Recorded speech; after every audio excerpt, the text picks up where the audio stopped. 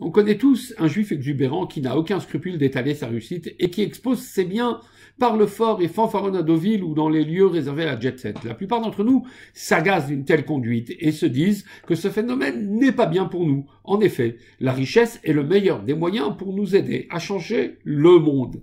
Mais lorsqu'elle est ostentatoire, celle-ci devient alors néfaste.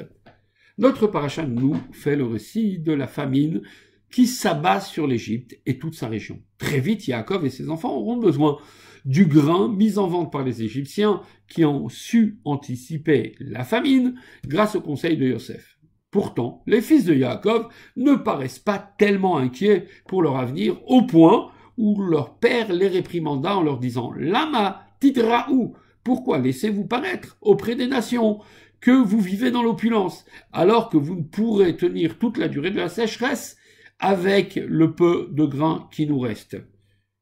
Quelle belle leçon d'humilité, me direz-vous. Néanmoins, essayons de comprendre le sentiment qui animait les frères de Yosef pour laisser paraître, à l'heure où tout allait mal, que la situation n'était pas désespérée. La réponse est simple.